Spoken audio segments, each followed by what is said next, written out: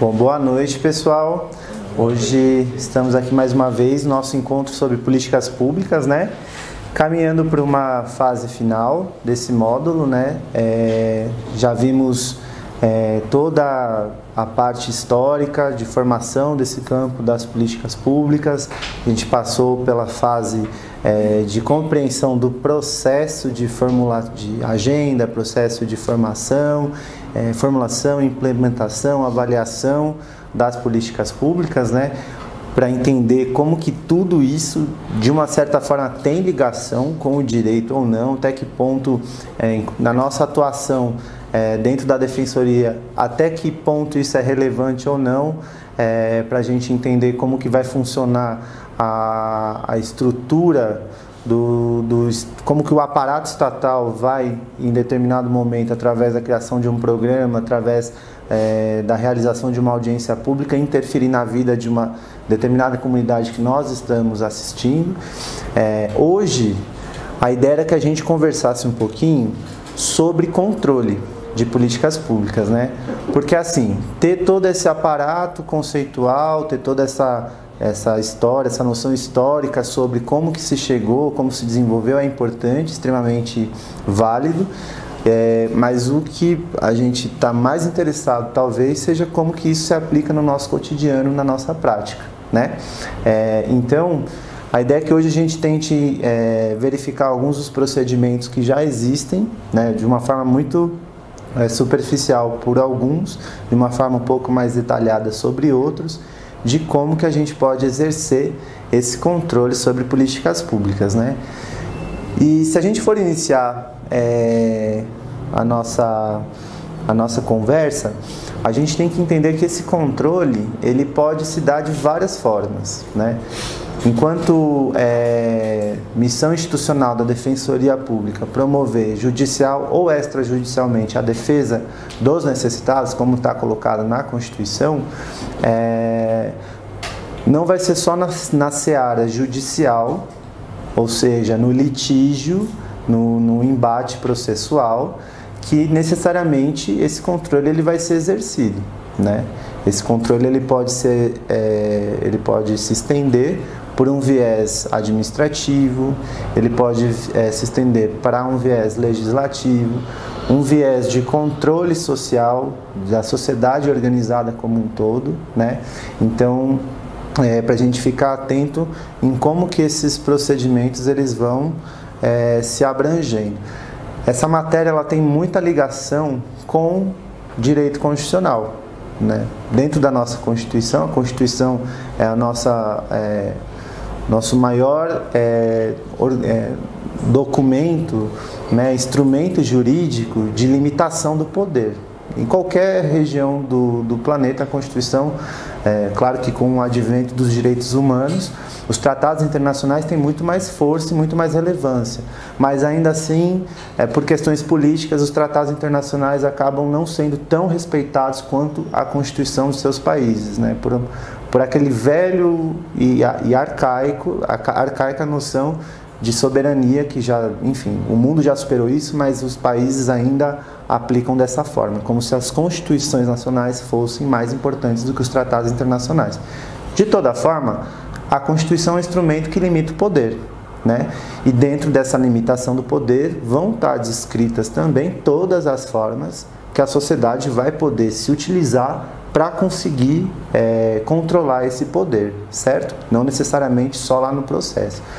Mas vamos começar a destrinchar um pouquinho pela essa via do processo mesmo, né, tradicional, como que a gente pode entender esse controle, né, das políticas públicas, para depois a gente passar um pouquinho pela questão extraprocessual, tá bom? Se a gente está falando de controle de políticas públicas, e se a gente for lembrado que a gente tinha conversado no nosso último encontro, políticas públicas, que são esses arranjos institucionais complexos, expressos em estratégias ou programas de ação governamental, que resultam de processos juridicamente regulados, a gente está falando de uma gama de ações, de atividades do Estado que são promovidas, prestadas visando assegurar os direitos que estão previstos no ordenamento, certo? A gente está falando de arranjos institucionais. O que isso quer dizer? Como que aquilo se desenha na expressão do governo. A gente está falando de estratégias e programas. Vamos pensar num programa social. Ou então, melhor, um programa de transferência de renda, por exemplo. Isso é uma política pública, né? Que estão relacionados a uma ação do governo, então, ou seja, estão ligados ao poder executivo, certo?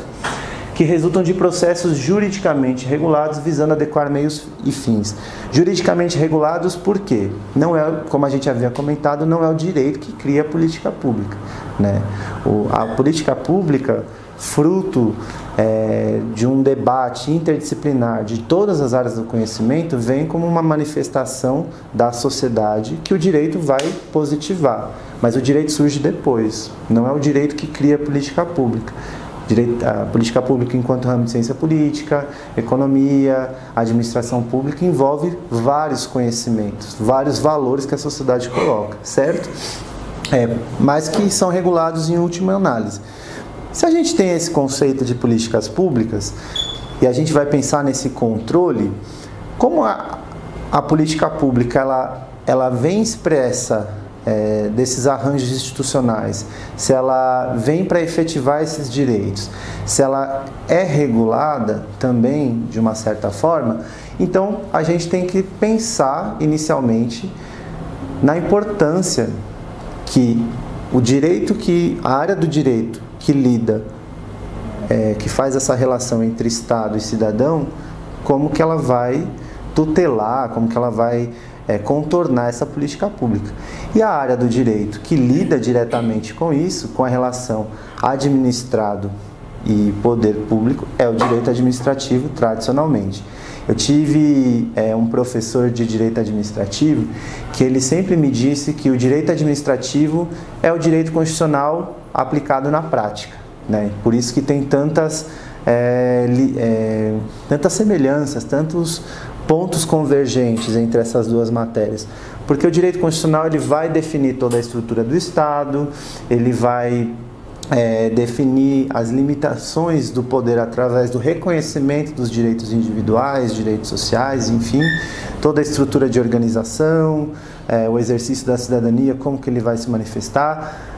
E o direito administrativo é como que toda essa carga principiológica, como todos esses vetores, eles são observados no dia a dia. Então, uma forma pela qual o princípio da isonomia se materializa na vida pública. Licitação. Licitação é um instrumento voltado para a garantia de concorrência e igualdade de oportunidades de diferentes pessoas jurídicas que vão prestar um determinado serviço público.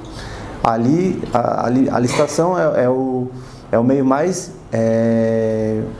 idôneo para conseguir evitar que haja preferências pessoais por quem está no exercício do poder, certo? Mas o que seria a licitação se não um instrumento de direito administrativo que vem dar efetivação a um princípio constitucional da isonomia? Por isso que sempre se fala que o direito administrativo é o direito constitucional na prática.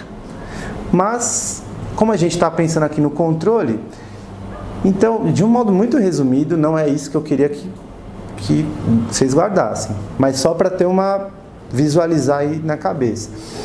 Se o direito constitucional são os princípios, as diretrizes, e o direito administrativo é como ele se materializa, então, de uma certa forma, eu posso dizer que essas políticas públicas aqui, esses arranjos institucionais, essas ações governamentais, elas estariam ideologicamente previstas na Constituição.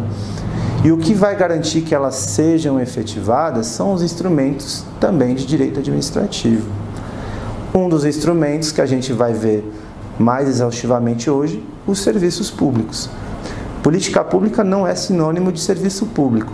A gente vai ver que política pública ela é muito mais ampla que serviço público, né?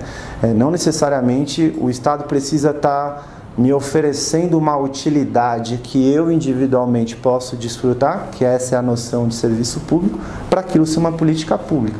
Política pública pode não necessariamente me afetar individualmente, não necessariamente ser um serviço. A gente está falando de arranjos, estratégias, programas que não necessariamente vão se traduzir como um serviço, pode ser mais amplo do que isso, certo? Bom, se o direito administrativo ele tem essa ligação com as políticas públicas muito direta, por que a gente chega nessa conclusão? Conceitualmente, e aí eu vou trazer aqui uma classificação do Celso Antônio Bandeira de Mello, que é uma grande referência nessa área de direito administrativo. Ele é o ramo do direito público que disciplina a função administrativa, bem como as pessoas e os órgãos que a exercem. A doutrina ela classifica o surgimento do direito administrativo em conjunto com o surgimento do Estado.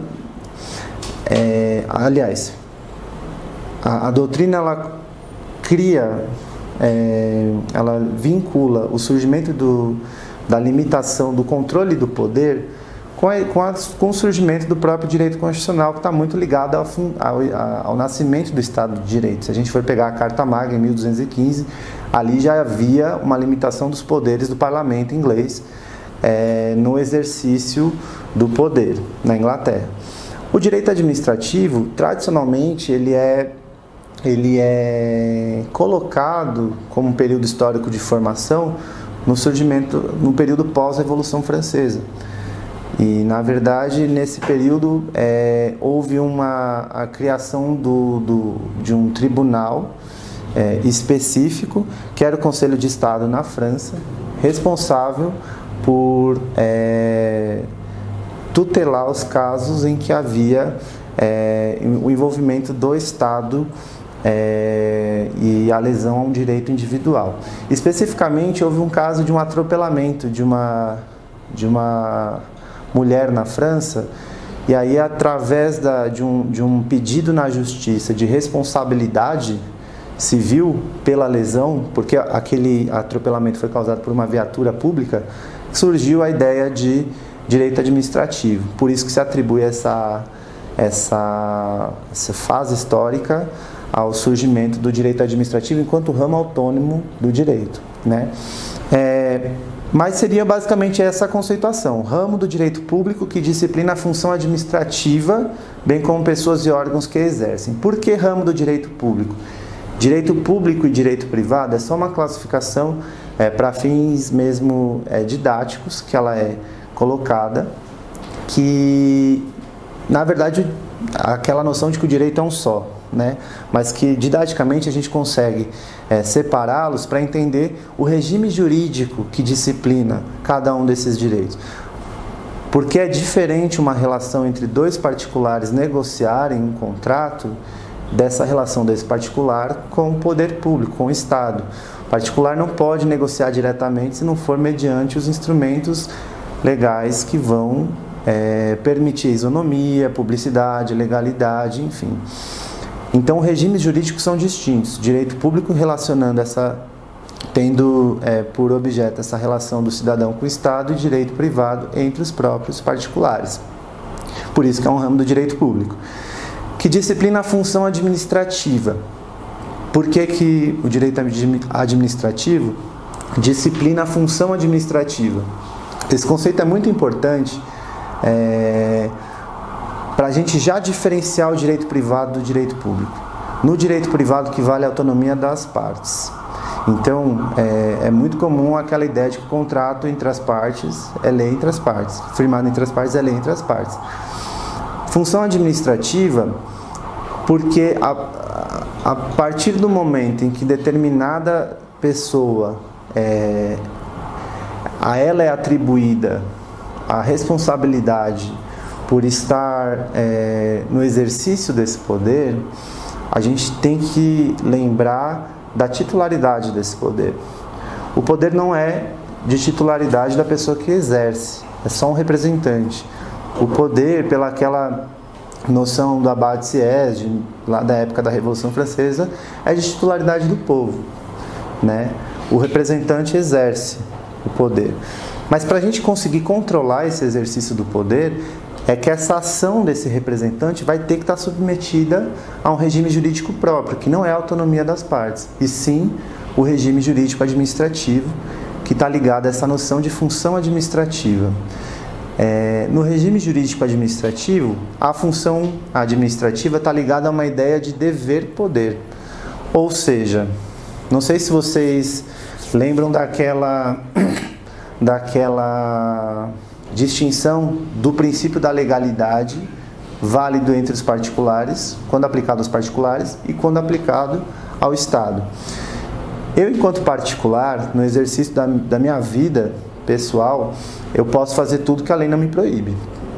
Eu, enquanto servidor público, tenho que fazer só o que a lei me autoriza, porque isso está dentro da ideia de dever-poder. Eu tenho uma obrigação de agir conforme a lei, porque essa lei representa o interesse público, certo? Por isso que o direito administrativo é o ramo do direito público que disciplina a função administrativa, bem como pessoas e órgãos que a exercem, certo? Pessoas e órgãos porque a gente está falando de servidores, a gente está falando de instituições, que tudo isso engloba o direito administrativo. O regime jurídico administrativo seria esse conjunto sistematizado de princípios e regras que dão identidade a uma disciplina. E no caso específico do direito administrativo, existem dois princípios, segundo Celso Antônio Bandeira de Mello, que se destacam de todos os demais e vão decorrer, e a partir desses princípios todos os outros vão decorrer. Bom, se princípio são se regime jurídico administrativo engloba o conjunto de princípios e regras que vão disciplinar aquela determinada área do conhecimento, quais seriam os mais importantes para o direito administrativo, considerando que é a área do direito que vai reger, disciplinar a relação do indivíduo com o Estado. Se a gente for pegar historicamente, desde que o mundo é mundo, o ser humano sempre teve nessa constante busca pelo poder e guerreou, e, enfim, genocídios e atrocidades foram cometidas em nome do poder. O direito ele surge como uma limitação a isso, através do reconhecimento dos direitos individuais. Tá, e como que eu posso garantir que o interesse pessoal de quem vai assumir o poder, daquele determinado grupo ou indivíduo que vai conseguir ter prerrogativas, força militar e tudo, para que não confundam os interesses pessoais no exercício desse poder? Então, dois princípios que são elencados pelo Celso Antônio Bandeira de Mello são essenciais para conseguir fazer esse contrapeso, que seria o princípio da supremacia do interesse público e o princípio da indisponibilidade do interesse público. O que é cada um desses? Supremacia do interesse público. A gente tem que tomar um certo cuidado quando a gente lê a supremacia do interesse público, porque as pessoas elas têm uma leitura um pouco superficial de achar que isso legitimaria o Estado a cometer violações de direitos individuais. Não é isso que quer dizer supremacia do interesse público.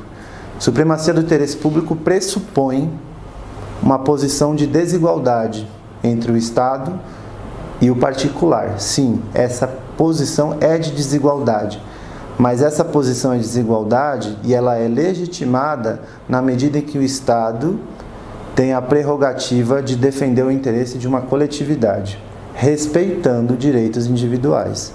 A partir do momento que o Estado viola um direito individual, ele não está agindo conforme o interesse público. Então, interesse público é completamente contra essa noção de regra da maioria que muitas pessoas defendem no regime democrático. O regime democrático não é regra da maioria. O regime democrático pressupõe sim participação social, pressupõe sim uma decisão coletiva, em muitos casos decididas por voto, pela quantificação de votos, mas que nunca vai ferir um direito humano, uma liberdade individual, certo?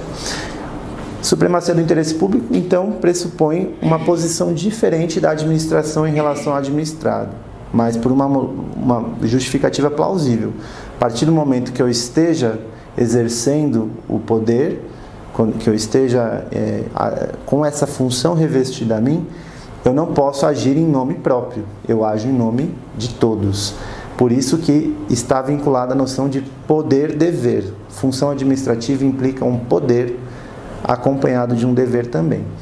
Isso é a supremacia do interesse público, o principal princípio de direito administrativo. Indisponibilidade do interesse público vai na mesma linha praticamente. O interesse público ele não é disponível. Eu, enquanto representante, não posso afastar o interesse público para atender um interesse particular. Aí você me pergunta, tá, mas você acabou de me falar, Helder, que o interesse a democracia não é a regra da maioria, você acabou de me falar que a gente tem que respeitar direitos e garantias individuais. Você não está afastando o interesse público? Muito pelo contrário. Em qual Estado democrático de direito, em que se valoriza o princípio da dignidade da pessoa humana, é legítimo eu, em nome de um suposto interesse público coletivo, violar direitos e garantias individuais? Indisponibilidade do interesse público implica em afastar, eu não posso afastar esse poder-dever para atender um interesse meramente privado. Tem uma diferença. É muito diferente eu, através desse princípio, dizer que nós não legitimamos genocídio de um pequeno grupo, do que eu dizer que eu estou afastando essa licitação para beneficiar o meu parente, para ganhar um grande contrato com o governo. No primeiro caso, genocídio é genocídio. Isso é contra a dignidade da pessoa humana. É impossível eu afastar, eu alegar que o interesse público tem que ser... Esse interesse público ele tem que ser mitigado para legitimar uma ação genocida. Nunca vai ser legitimado.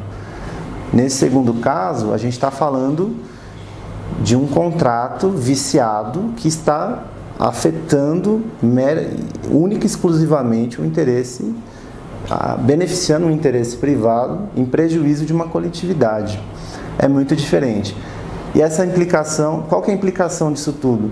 Eu não posso, em hipótese alguma, legitimar por uma questão moral, uma questão pessoal, uma questão individual daquele representante, afetar algo que pertence a uma determinada população. Não posso legitimar escravidão, não posso legitimar proibição a casamento de pessoas do mesmo sexo, não posso legitimar a violação sistemática de direitos humanos contra um determinado grupo que tem um posicionamento político daquele poder que está instituído. Porque isso não é você não observar o voto, a vontade da maioria. Isso é você violar um direito humano. E indisponibilidade de interesse público está perfeitamente ligada à noção de proteção dos direitos humanos. Certo? Desses dois princípios principais do direito administrativo decorrem vários. Cada doutrina vai tentar trazer algum princípio diferente. O que eu queria chamar a atenção primeiramente, seria sobre o que seria esse interesse público. Porque se isso daqui é o que fundamenta a supremacia do interesse público e a indisponibilidade do interesse público, a gente tem que entender o que é isso, né? Porque é um termo bem vago, bem amplo. Como que eu vou definir que é interesse de todos? O Celso Antônio Bandeira de Mello tenta resolver essa questão. E ele vai dizer que o interesse público é a dimensão coletiva dos interesses individuais. Tá, o que é isso? Dimensão coletiva dos interesses individuais. Aquele determinado interesse vai me favorecer? Beleza. Vai me favorecer e favorecer todo mundo ao mesmo tempo? Vai? Então isso é um interesse público. Vai me afetar única e exclusivamente a mim? Então não. Aí vocês me perguntam, Tá, mas e um programa de transferência de renda, um programa social, algo específico para a população em vulnerabilidade? Isso não é um interesse privado? Eu estou transferindo o Bolsa Família só para aquela família? A ideia dos programas de transferência de renda, a ideia dos programas de assistência social, que estão muito ligados ao dia a dia da defensoria, ações afirmativas, dizem respeito a um princípio instituído na nossa Constituição, inclusive, que é o da solidariedade, certo? E não é atender interesse individual, como muitos recorrentemente se fala por aí afora. É reconhecer que todos somos iguais perante a lei, ok. Mas essa igualdade, ela tem que, pelo histórico de violações de direitos no Brasil, a gente não pode tratar desiguais de forma igual. Esse tratamento ele tem que ser diferenciado para que se promova igualdade. Não sei se vocês já viram aquele meme que tem 3 pessoas querendo assistir um jogo. Tem um alambrado, uma tem 1,5 m, a outra tem 2 de altura, o outro 1,70 m. Estão em alturas diferentes. O muro é o mesmo. O de 1,5 m não consegue ver. Ele vai precisar de um banquinho um pouco maior para assistir a partida. E assim e o banquinho vai diminuindo, porque o de 2 metros nem vai precisar desse banco. Mas a ideia é justamente essa. Não tem como a gente falar de igualdade se a sociedade é desigual. Para você promover a igualdade, você tem que ter ações diferenciadas. E isso não é uma forma de você reconhecer interesses privados. Na verdade, você só está reconhecendo uma coisa a partir disso. Todos somos seres humanos, certo? Eu não consigo mudar minha condição individual de ter nascido de ter 1,5 m de altura. Isso é um fator biológico. Mas como eu não estou nessa condição, eu tenho que minimamente reconhecer que aquela pessoa que tem precisa estar em pé de igualdade comigo. Por isso que se promove, porque eu poderia estar na mesma situação que ela. Então a ideia de indisponibilidade do interesse de interesse público é justamente essa. Ações afirmativas, cotas, não são instrumentos de privilégio de interesses individuais, são formas de reparação de desigualdades que precisam ser superadas, certo? Mas esses são os 2 princípios que decorrem do direito administrativo: supremacia do interesse público e indisponibilidade. A doutrina geralmente vai tentar pegar os princípios constitucionais para tentar, justamente por essa questão, né?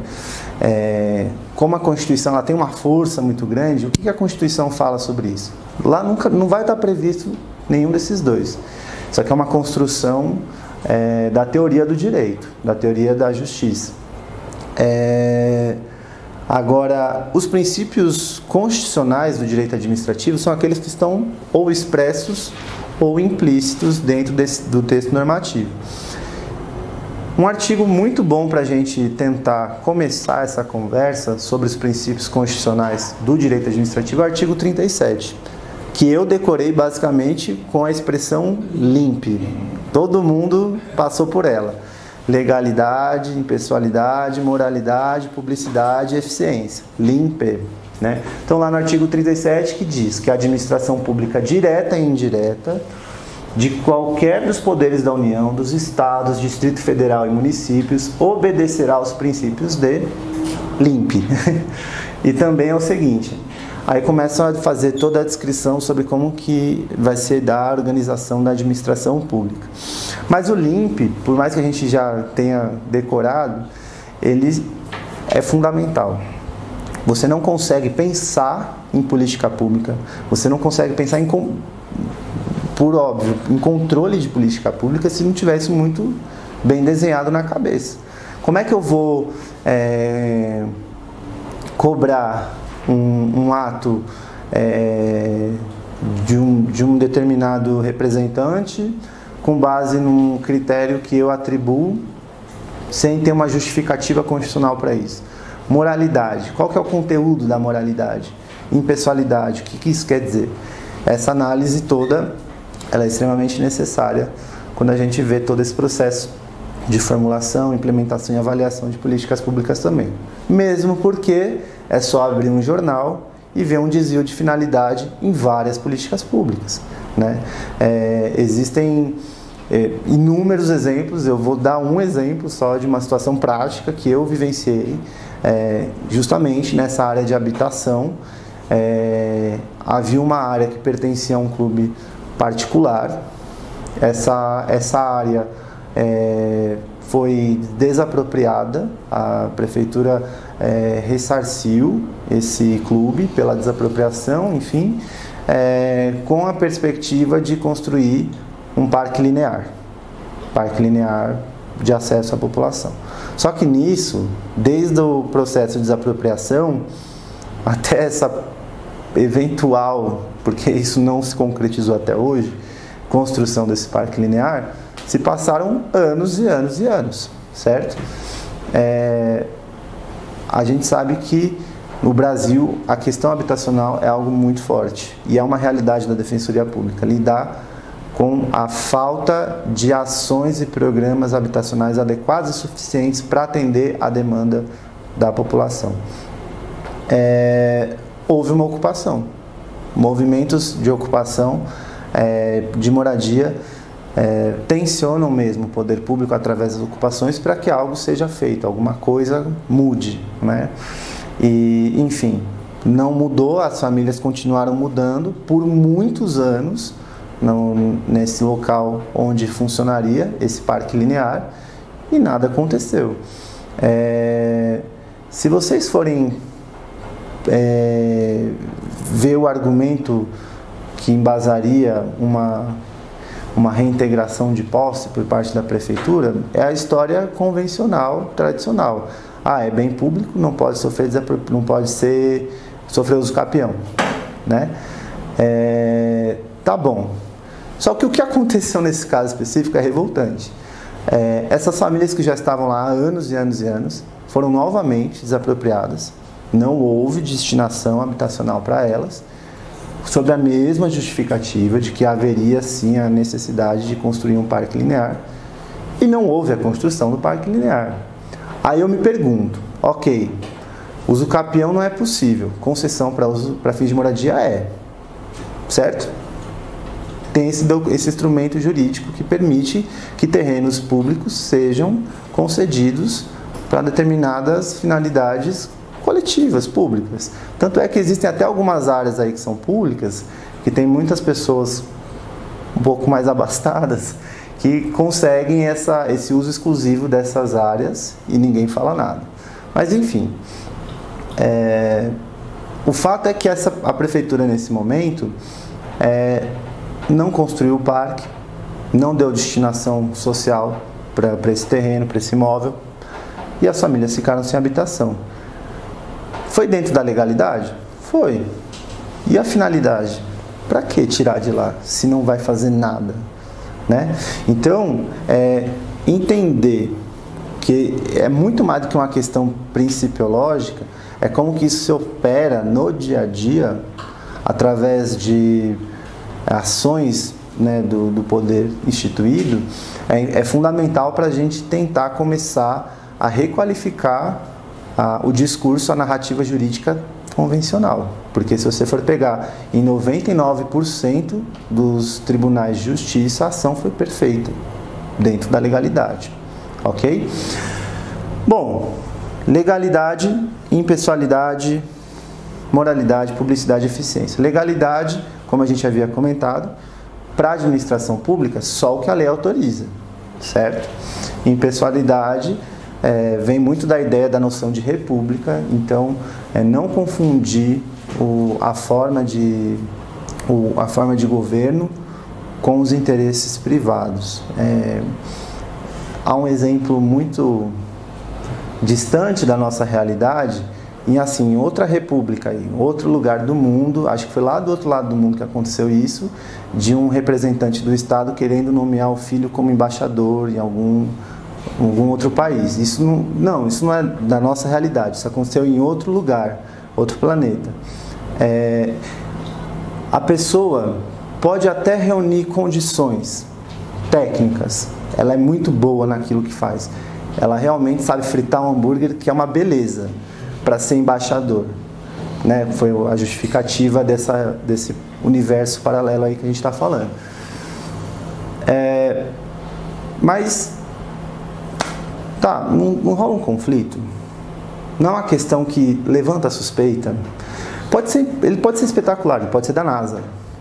Mas é estranho, se a gente está falando de algo que é separar o meu interesse pessoal enquanto cidadão, pessoa, do interesse enquanto representante daquela nação, isso é bem diferente, é bem estranho, né? Então, impessoalidade está muito ligada a essa noção, né? A gente não confundir essas esferas. Moralidade quase que dialoga com a impessoalidade. Quando a gente fala de moralidade, a gente tem que tomar muito cuidado para não cair no moralismo, né?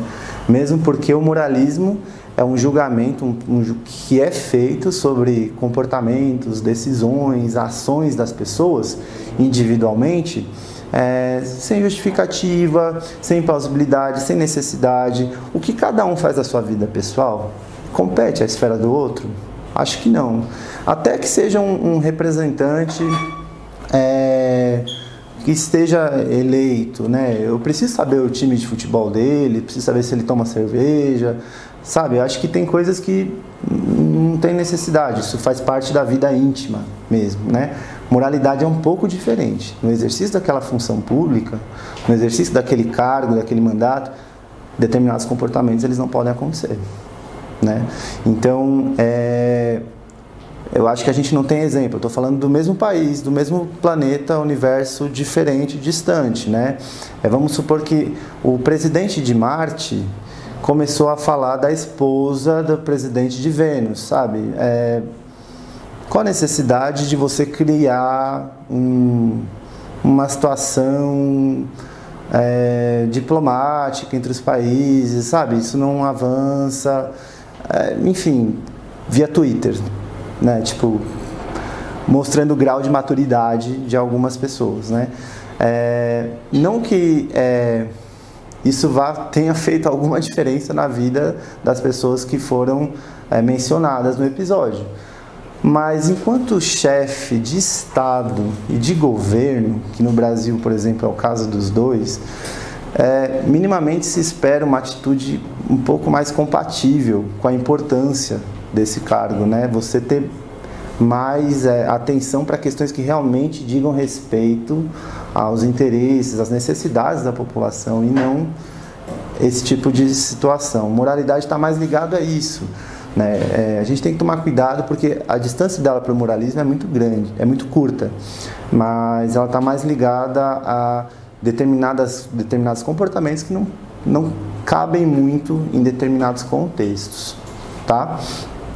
A publicidade como uma esfera do controle, isso aqui é muito importante para a gente, porque a gente vai ver que um dos instrumentos judiciais de controle através da publicidade é o habeas data, que é um dos remédios constitucionais que a gente pode impetrar na justiça quando determinada informação ela é relevante para mim individualmente, está em poder do Estado. Publicidade é a transparência. Os atos da administração têm que ser públicos. Não adianta eu esconder balancete, não adianta eu não descrever taxativamente quais foram os gastos efetivados naquela gestão. Porque se a gente não é transparente no uso do dinheiro público, no uso do recurso público, isso é facilmente cooptado por interesses que não digam respeito aqui ao interesse público, certo? Interesses unicamente privados. Publicidade. Eficiência. Eficiência está muito ligada à noção de os recursos são escassos.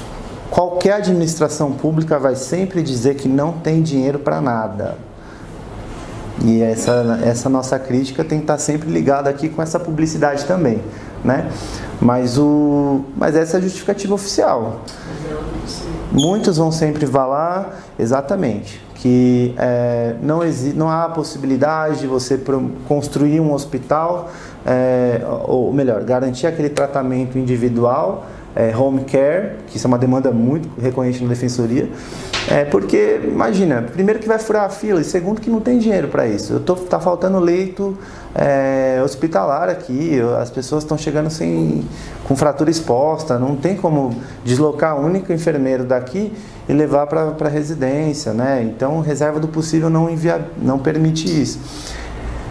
Tem que ser olhado com muita cautela. Eficiência é a gestão mais próxima do ideal, otimizado do dinheiro público. Pode, por quê? Utilizar esse enfermeiro aqui para garantir esse tratamento home care. Será que dinheiro, recursos, repasses de outras pastas estão sendo devidamente, corretamente utilizados? Será que naquela determinada ação cultural, isso é muito comum nas prefeituras das cidades do interior. Você é uma cidade do interior que não tem uma creche, não tem uma maternidade. Você precisa fazer ações de cultura no carnaval? Perfeito! Eu sou um dos maiores adoradores do carnaval, participo de 2 escolas de samba, eu amo de paixão. Mas assim, com um cachê astronômico para a realidade daquela cidade, para um determinado artista, isso é muito comum, gente. Isso acontece o tempo todo. As pessoas estão passando fome e necessidade e você vai me garantir um artista de R$1 milhão que poderia ser facilmente resolver questões daquele município, né? Então, a eficiência está muito ligada a essa noção, certo? Esses são os principais que estão lá no 37. O Celso Antônio, ele vai falar que desses decorrem outros. E mais do que isso, esses são os que estão constitucionalmente garantidos, expressamente. Existem os implícitos. Por exemplo, da legalidade, ele menciona 5: finalidade, razoabilidade, proporcionalidade, motivação e responsabilidade do Estado. Todos esses decorrentes da legalidade. Ou seja, na Constituição você está falando legalidade, mas ele fala desses outros 5. O que seria a finalidade? Lembra do exemplo da ocupação? Ok, foi dentro da legalidade, foi perfeito, nossa, não pode ter uso capião de imóvel público. Será que o fato de não ser possível utilizar uso capião, não ser possível promover uso capião de imóvel público, não, por exemplo, poderia gerar como alternativa uma concessão daquele espaço para fins de moradia? A gente não está falando de transferência da titularidade, né? A gente está falando só que essas pessoas consigam continuar morando, enquanto o Estado não promove uma política habitacional adequada, né? Mas aí o Estado vai, não garante isso, despeja, coloca as pessoas na rua e não faz nada no terreno. Qual que é a finalidade desse ato, por mais que ele seja amparado legalmente? Houve um desvio de finalidade. O desvio de finalidade, ele pode estar associado a atos de corrupção, sim, mas às vezes ele não necessariamente vem traduzido em um ato de corrupção. Às vezes é só uma escolha muito mal feita. Vou deixar de aplicar, um exemplo, vou deixar de aplicar aqui determinada verba que seria para a construção de uma escola para construir um equipamento que não vai atender aquela demanda. Por exemplo, ficou evidenciado que naquela determinada cidade não tem mais do que... Não há necessidade de você construir mais outra praça. Não tem essa necessidade. Já existem praças suficientes. Só que existe uma demanda por educação, pela vaga em creche, pela vaga em escola.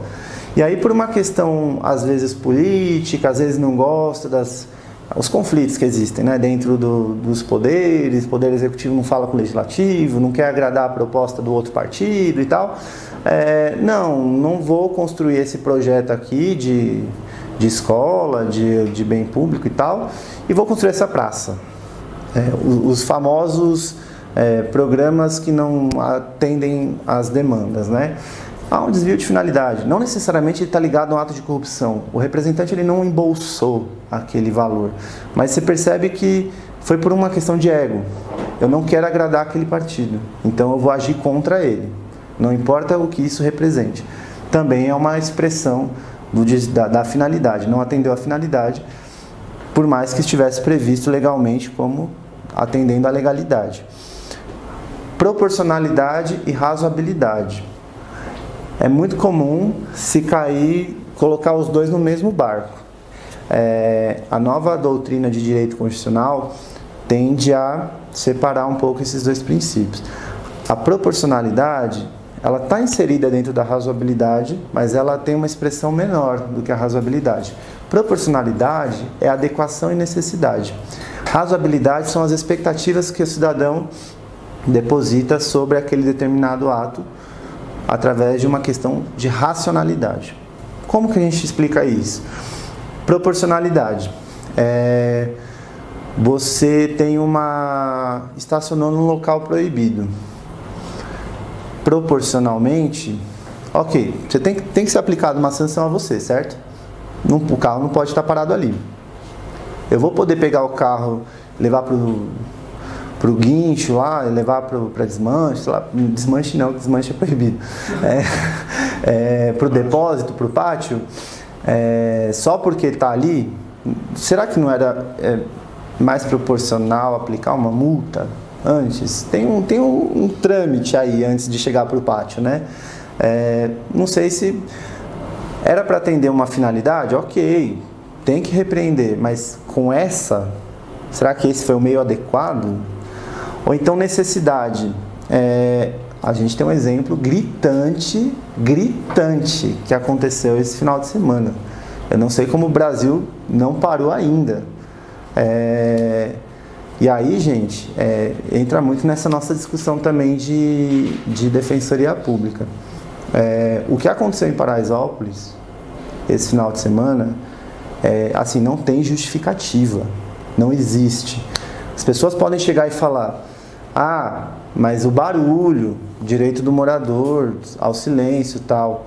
A gente vai concordar, a gente vai chegar nesse denominador. Realmente, as pessoas talvez estivessem se sentindo muito incomodadas com aquela situação. Não justifica o resultado. 9 pessoas mortas, certo? Sabendo, inclusive, que essa ação do Estado ela é muito diferente em contextos semelhantes. Existem determinadas festas promovidas por determinados grupos em determinados locais que não sofrem a mesma retaliação. Quer dizer, em Paraisópolis está legitimado. Eles não deveriam estar ali. Agora, em outros lugares, eles não entram. É isso? Então, vamos supor, resolver o problema de barulho, do baile que aconteceu de forma não autorizada, tá bom, a gente aceita. Com toda aquela violência, daquela forma, soltando bomba, tiro em todo mundo, 9 pessoas, 9 adolescentes morreram. Isso é muito grave. Então, não foi nada, não havia nem a necessidade, não estou falando nem do meio adequado, não havia necessidade de agir daquela forma, certo?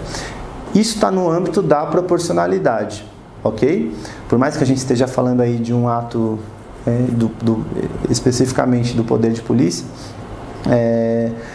a gente está falando de um exercício abusivo, arbitrário, mas proporcionalidade são essas duas, a combinação desses dois valores, necessidade e adequação. Razoabilidade são essas expectativas que são trazidas a partir de uma perspectiva racional do cidadão comum. Sei que é muito difícil chegar nesse conceito de cidadão comum, e isso é o que a doutrina critica bastante também. Mas é justamente essa noção de é razoável a gente, como uma situação como essa, vir a público e fazer uma declaração, por mais que seja uma declaração política, enfim, atacando um determinado grupo social, de uma forma a criar um estigma social contra um determinado grupo. Se a gente for pegar, por exemplo, o que acontece, né, nesses programas midiáticos, né, de segurança pública, é o que mais acontece. Tinha que matar, tinha que bater, tinha que fazer o diabo, né? E não tem nenhum tipo de responsabilidade sobre a fala, né? E a gente não percebe o quanto que essa fala influencia pessoas também, né? Como isso chega nas pessoas e move toda uma sociedade construída nesse ódio, né? É razoável? Também está dentro dessa discussão. Foge um pouco é um pouco mais amplo que a razoabilidade, que a proporcionalidade, mas enfim, razoabilidade também decorre do princípio da legalidade. Motivação. Todo ato da administração pública tem que ser fundamentado. Não é porque virou representante, tem prerrogativa para fazer o que quer, da forma como quiser. Judiciário, juiz não é Deus, né? Vai decretar a prisão preventiva, porque representa um risco à ordem pública. Tá bom, explique aí o que é ordem pública. Por que essa pessoa individualmente considerada, que você mal conhece, você só viu ali na custódia, você nem conversou com ela, está dizendo que ela representa um risco à ordem pública? E se ela tem casa fixa, ela não pode responder o processo de liberdade? Motivação, fundamentação de todos os atos envolvendo o poder público. Precisa e está associada também à noção de publicidade, à motivação. Responsabilidade do Estado, também decorrente da legalidade. O Estado não está legitimado a promover atos ilícitos. O Estado tem que agir dentro da legalidade. E pressupõe-se que a lei seja construída, seja edificada a partir de critérios justos. Teoricamente, é assim que deveria ser. Sei que na prática é um pouco complicado, né? Mas representantes lá no Congresso, lá no Parlamento, na Assembleia Legislativa, na Câmara dos Vereadores, foram eleitos democraticamente para representar os interesses da população, né? Então tem que trazer, elaborar leis, elaborar atos legislativos que venham atender a todas essas necessidades, né? Pressupõe-se que sejam justas as leis, né? Então o Estado, como ele só tem que agir conforme a legalidade, só vai agir conforme a justiça, teoricamente. Se ele está agindo em desconformidade com essa legalidade, então isso seria um ato ilícito, seria um ato que, causando dano a outrem, havendo nexo de causalidade, porque a responsabilidade do Estado, segundo o parágrafo 6º, ela não precisa ser demonstrado dolo ou culpa, ela é objetiva. Deixa eu só procurar aqui. As pessoas jurídicas de direito público e as de direito privado, prestadoras de serviços públicos, responderão pelos danos que seus agentes, nessa qualidade, causarem a terceiros, assegurado o direito de regresso contra os responsáveis nos casos de dolo ou culpa. Responsabilidade objetiva. Não preciso demonstrar dolo ou culpa do Estado, do agente do Estado, para eu ser indenizado. O que está falando aqui de regresso, no parágrafo 6º, de dolo ou culpa, é o Estado indo contra o agente que causou o dano, certo? Mas responsabilidade do Estado é objetiva. E isso decorre da legalidade. Por quê? Se ele só pode agir conforme a justiça, conforme atos lícitos, quando ele causa um ato ilícito, ele tem que ser responsabilizado. A gente constituiu o Estado para resolver nossos problemas, não para trazer problemas para a gente, certo? Isso seriam os princípios que decorrem da legalidade, segundo o Celso Antônio. Ele vai falar de outro que, inclusive, tem na lei tem na lei, eu não lembro direito o nome específico da lei, mas dizendo sobre a prestação de serviços públicos, que é o da continuidade de serviços públicos. O princípio da continuidade de serviços públicos. O serviço público não pode parar, certo? Se você está passando mal agora, é feriado, você espera que o hospital esteja fechado?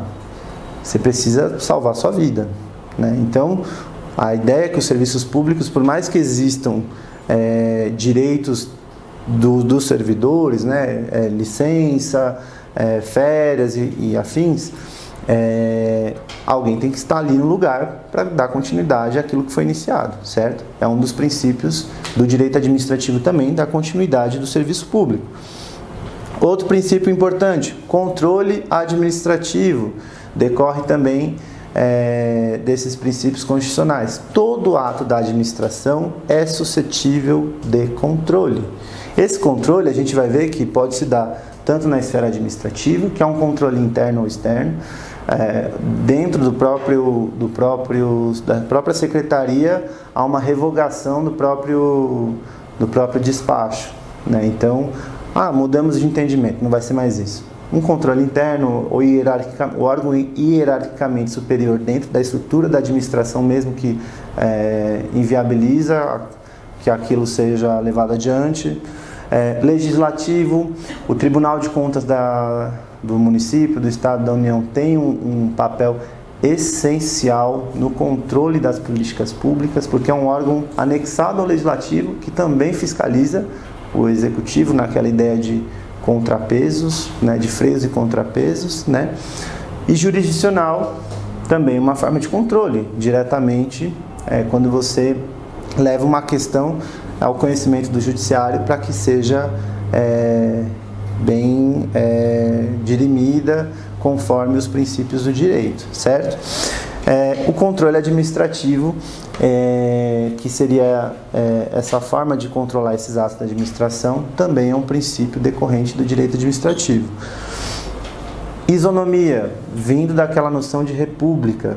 República implica, não implica em aristocracia, não implica em oligarquia, governo de poucos. A república é o governo do povo, da coisa pública, res pública, coisa pública. Então, não existe titularidade individualizada. Eu não sou descendente de uma divindade, portanto sou dono do poder. O poder é de todos nós. Então, isonomia implica nessa igualdade de tratamento. Só lembrando aquela discussão que a gente já teve hoje, isonomia não significa só tratar todos de forma igual, mas também conforme as suas desigualdades naquela visão aristotélica mesmo de justiça social, certo? Justiça distributiva. Publicidade, um dos princípios também que já está até previsto no artigo 37, vinculado a essa ideia de transparência dos atos da administração. Inalienabilidade, muito associada à ideia de indisponibilidade do interesse público. Controle jurisdicional dos atos administrativos, enfim. Um princípio importante também do direito administrativo, que para a gente é essencial quando a gente pensa em políticas públicas, principalmente, é o do devido processo legal e da ampla defesa. A ampla defesa está mais associada a processo em contraditório, então, procedimento contraditório. Então, quando, por exemplo, um servidor público está sendo acusado de um ato de improbidade administrativa, enfim, ele vai precisar apresentar sua justificativa porque que aquele ato não é ímprobo, por que não houve desvio do patrimônio público, enfim, está mais associado a esse procedimento contraditório ampla defesa. O devido processo legal também está associado a isso, mas a gente pode associar isso, o devido processo legal, não só a uma acusação contra um servidor. Se a gente pensar que o devido processo legal implica o reconhecimento de toda a formalidade dos atos da administração, a gente também pode associar isso ao processo de formulação de uma política pública. Porque se a gente vive numa sociedade democrática, uma sociedade que a sua Constituição, que é a sua diretriz, implica no reconhecimento da titularidade do poder pelo povo, e que tem objetivos consagrados lá no artigo 3º, e objetivos importantes de prevalência dos direitos humanos, de erradicação da pobreza, redução das desigualdades regionais e locais. Se a gente se colocou como objetivo fundamentos da República Federativa do Brasil, esses fundamentos, a gente tem que pensar também que a participação na formulação, na implementação, na avaliação, no controle das políticas públicas tem que ter envolvimento da sociedade civil, principalmente. E aí eu estou falando de várias formas de você conseguir fazer com que a sociedade participe. O exemplo tradicional que a gente já conversou, audiências públicas. Através da escuta da população, mas não só das audiências públicas, plebiscitos, referendos, a gente consegue ter uma dimensão do que está acontecendo de verdade. Audiência pública para participação no plano, na formulação do plano diretor municipal. O que aquela comunidade entende como relevante na organização da cidade nos próximos anos, né? Então, o devido processo legal, será que ele é respeitado quando a gente tem um quórum insuficiente para discutir o orçamento municipal do próximo quadrimestre, do próximo quadriênio? Será que a gente reconheceu o devido processo legal quando a gente não teve uma escuta atenta às demandas de uma determinada população antes de formular e implementar uma política pública que vai afetar diretamente elas, né? Então, tudo isso é uma questão que a gente pode levantar, debater, discutir, mas que é essencial nesse nosso processo aqui de formulação e controle de políticas públicas. Segurança jurídica é um dos outros, o outro princípio importante que é mencionado como um princípio de direito administrativo e está muito ligado à noção de que está muito ligado também a essa ideia de impessoalidade. Por quê? Se você parar para pensar, o juiz é um servidor público, certo? Então, ele tem que submeter a tudo isso. Ele não pode decidir conforme a conveniência dele. Livre convencimento motivado. Então, ele pode sim ter uma interpretação através da hermenêutica, chegar a uma determinada conclusão, mas ele tem que apresentar os motivos. Ele tem que explicar por que ele chegou naquela decisão. Não é algo arbitrário, aleatório, né? E por que isso? Porque ele tem uma prerrogativa muito forte. Ele vai resolver um caso concreto através de uma decisão judicial que tem força coercitiva. Ele vai decidir o que vai acontecer naquela situação. Se esse poder de decisão estiver desvinculado de uma noção de dever-poder, ele vai fazer o que ele quer da cabeça dele. Isso fere ou não fere a impessoalidade? Totalmente. Você não vai ter o controle sobre o que ele vai pensar, certo? Então, segurança jurídica está muito ligada a essa ideia de que, enquanto em sociedade, nós temos determinadas expectativas para o funcionamento não só do judiciário, das instituições políticas, de toda a organização estatal. Quando você vai no hospital, você espera ser bem atendido. Você não está lá inconsciente esperando que o médico te aplique um veneno, certo? Isso está muito ligado a essa noção de que, em sociedade, temos que sim ter essa relação de confiança, e essa confiança ela só vai ser integralmente respeitada quando a gente tiver a certeza de que não vão haver surpresas no meio do caminho, ok? Está muito ligado a isso também. Esses são os princípios assim, principais do direito administrativo. Claro que, gente, se vocês forem pegar doutrinadores e doutrinadores, cada um vai tentar atribuir um nome, uma classificação, uma forma diferente de visualizar isso. Celso Antônio Bandeira de Mello, por que eu acho importante? Primeiro, que mega referência aí do direito administrativo, certo? Segundo, que tem uma visão muito aproximada da Defensoria Pública, né? Valoriza muito essas noções, essa noção de direito administrativo não apenas enquanto um instrumento da legalidade, porque, como a gente acabou de falar, essa legalidade, a legalidade gerou o nazismo. Será que só a legalidade, sem uma discussão em torno do conceito de justiça, e especificamente no caso dele que ele trabalha bastante, justiça aristotélica, né? Será que essa legalidade ela tem sentido? Então, é sempre importante quando a gente vai pegar autores, pensando na carreira de defensoria, que façam uma reflexão um pouco mais madura, mais aprofundada sobre os efeitos mesmo do direito enquanto um mecanismo de poder, como a gente falou desde o primeiro dia, na vida das pessoas, certo?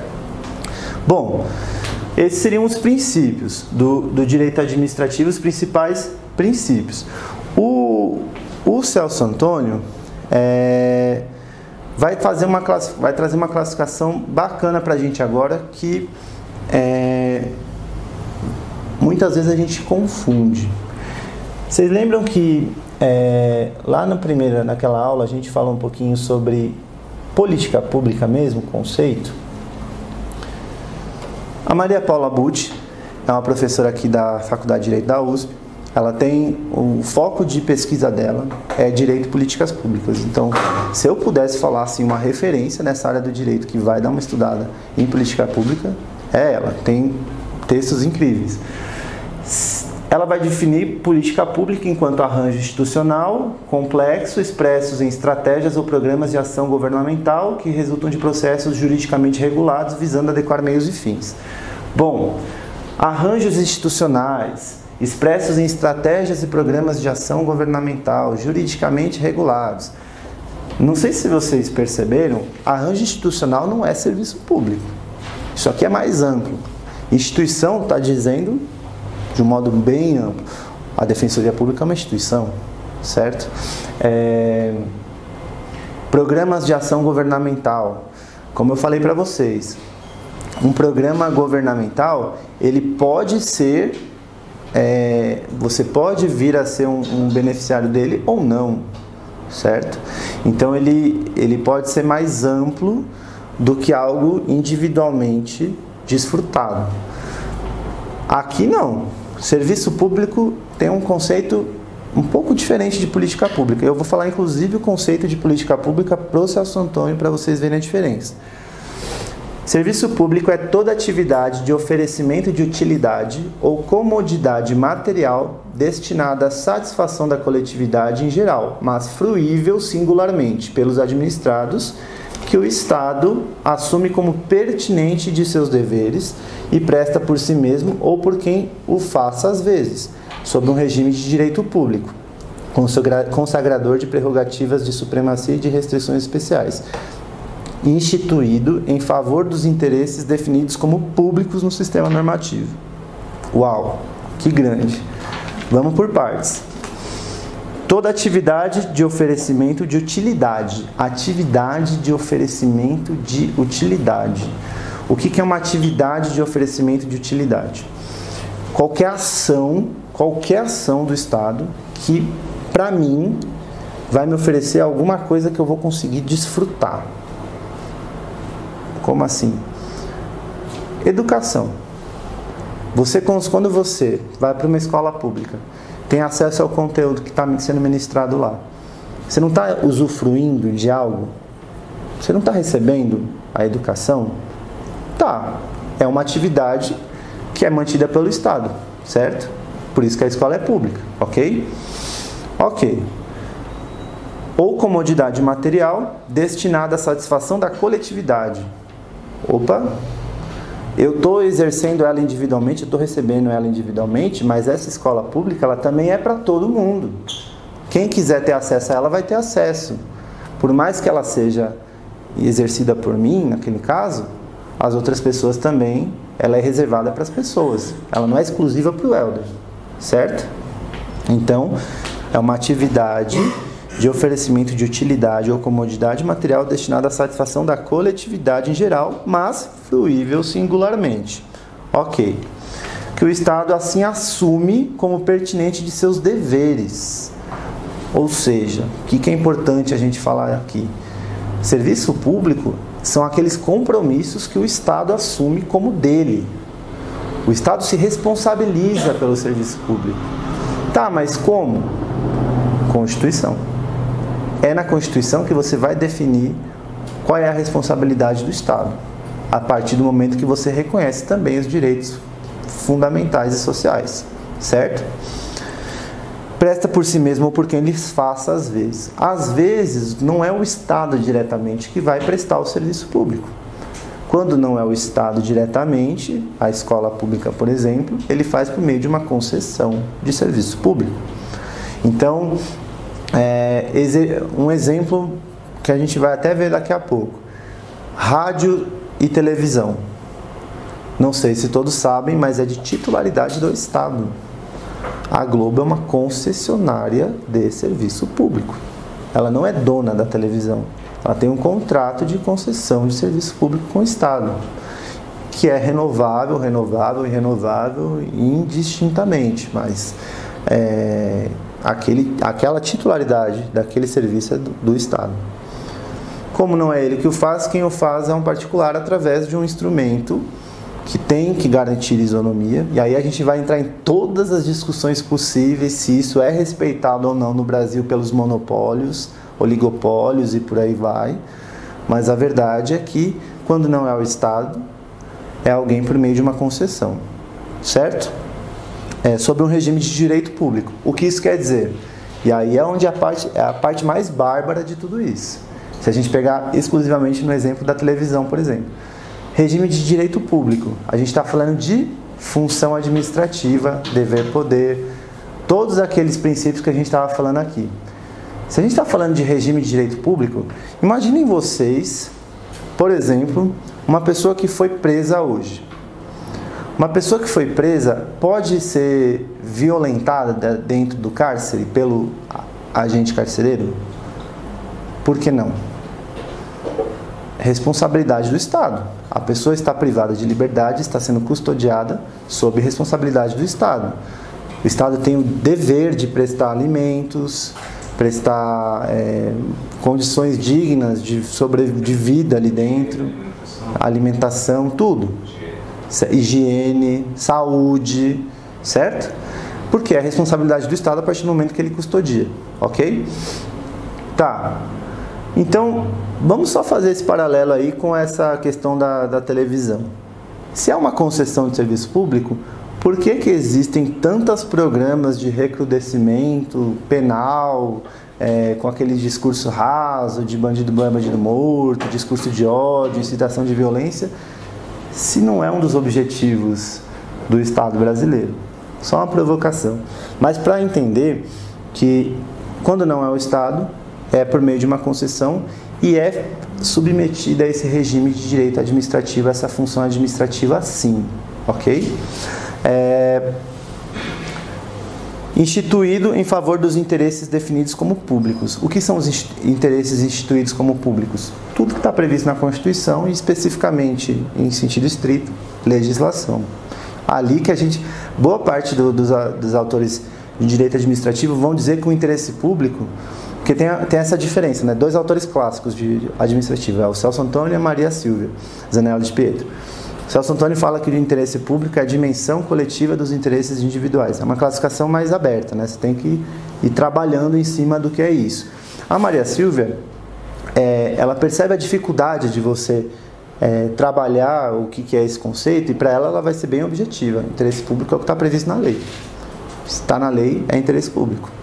Porque a lei representa esse interesse, essa manifestação da vontade popular, através dos representantes eleitos. Mas, enfim, esses interesses, o serviço público ele tem que atender esse interesse público também. Quais são os princípios do serviço público? São alguns. Dever do Estado em prover, é público, ok? Supremacia do interesse público, a gente já viu isso. Adaptabilidade, o que isso quer dizer? Atualização e modernização dentro das possibilidades econômicas do poder público. A gente sabe que a sociedade vive em transformação, avanço tecnológico, as coisas se modernizam, né? E é dever do Estado tentar acompanhar essas mudanças, né? Se a escola hoje precisa de equipamentos mais próximos da realidade do mundo virtual, uma sala de computadores, uma biblioteca informatizada para os alunos estudarem, ele vai ter que fazer isso, correr atrás disso, né? Claro que conforme as suas possibilidades também, porque o mundo tecnológico ele é muito rápido também. Universalidade, o serviço público ele nasce para se destinar a todos. Impessoalidade, não se confunde na pessoa individual de quem está prestando. Então vocês estão lá na defensoria, aí vem uma pessoa para ser atendida e ela reclama muito da demora no atendimento. E gente, vamos falar a verdade, demora mesmo, porque olha o tanto de demanda que existe. Vocês vão ser chamados de maus profissionais, pessoas que não estão preparadas, pessoas que estão lá enrolando. Vocês podem ficar lá até depois do horário, nunca vai faltar demanda, porque infelizmente isso é a realidade, né? Vocês têm que absorver isso como algo pessoal. Ah, é o Helder que, nossa, ele é horrível, ele é péssimo. Não, tem que entender também que a gente está executando uma política pública, prestando um serviço público, e a pessoa não vai saber da nossa história de vida. Ela está querendo ter a sua demanda atendida, a sua expectativa atendida, né? Eu não posso acreditar que isso é algo direcionado a mim, eu não posso fazer com que aquele determinado serviço que eu esteja responsável, eu possa usar como cabide de emprego, eu não posso usar ele como algo que eu vá desfrutar pessoalmente dele. E até essas críticas mesmo que eu estou falando, é a função mesmo, a instituição. Então, impessoalidade é um dos princípios que se aplica ao serviço público. Continuidade, como eu falei, você não espera que no dia 1º de janeiro, 25 de dezembro, o hospital vai estar fechado. Muito pelo contrário, quando ele mais vai precisar, por todas as questões envolvendo violência no trânsito, né? Enfim, o serviço público ele não pode parar, ok? Transparência, associada à noção de publicidade, controle dos gastos, motivação, como tudo no direito administrativo, ou seja, manifestações lá no processo, você tem que explicar o que você está fazendo, você está movendo o recurso público dependendo do que você, defensoria pública, está pedindo também, certo? Modicidade de tarifas. Por ser um serviço público, em determinados casos, ele vai exigir uma contraprestação do administrado. Para você ter acesso àquele serviço, você vai ter que pagar uma taxa, certo? Essa taxa, ela tem que ser sempre compatível com a realidade das pessoas, né? Então, não permitir que o serviço público se torne algo impossível de ser alcançado por toda a sociedade. Aí vocês me perguntam, e a tarifa de ônibus? Não entra nessa discussão também? Quantas pessoas deixam de pegar ônibus? Claro que se pedir carona, muitos ajudam, mas muitos não. Quantas pessoas não conseguem se locomover pela cidade por falta de recursos? E cada ano que passa as tarifas aumentam e aumentam. Será que está respeitando a modicidade? Controle também é algo que se submete ao serviço público. São esses os principais princípios. Uma distinção importante que a gente precisa fazer é entre serviço, obra pública e poder de polícia. O que é o serviço público? É a atividade que vai me garantir uma utilidade, é uma atividade que é voltada para todos, mas que eu individualmente vou usufruir, certo? Ok? Então pensa, por exemplo, no exemplo que a gente deu agora, da escola. Quando a gente vai para o hospital, é um serviço público, é uma atividade que me é garantida e eu vou desfrutar dela individualmente, mas que está reservada para todos. Obra pública não é serviço público. Então, o metrô, o viaduto, isso daí é o resultado, é uma edificação. Não se confunde com serviço público. É uma classificação importante que a doutrina coloca. Poder de polícia está muito mais ligado ao condicionamento, à restrição da liberdade pelo Estado, da liberdade ou da propriedade. Então, o exercício do poder de polícia, por exemplo, no âmbito do direito administrativo, é a fiscalização no trânsito, certo? Está condicionando a liberdade a partir do momento em que não autoriza circulação acima daquele limite de velocidade, ou da propriedade mesmo, na aplicação de uma multa, né? Você vai acabar tendo uma restrição do seu patrimônio em função desse controle do Estado. São coisas diferentes. Aqui a gente está mais ligado a um controle da liberdade da propriedade pelo Estado. Aqui a gente está ligado, no serviço público, a gente está ligado mais a uma questão de uma atividade que vai me oferecer essa utilidade, essa comodidade. E aqui a gente está falando de uma construção, uma edificação. Só é importante falar porque às vezes a gente confunde muito, né? Fala que o Estado está prestando um serviço público de construção de metrô. Não é um serviço público, né? É aquilo que você consegue exercer, ok? Bom, existem algumas classificações de serviço público na nossa Constituição. O Estado, ele pode intervir na atividade dos particulares de algumas formas. Calma aí, só na hora que não pode trava.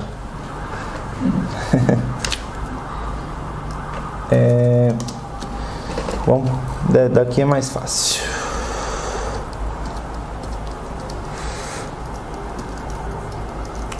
No artigo 21, a gente vai ver, existe uma classificação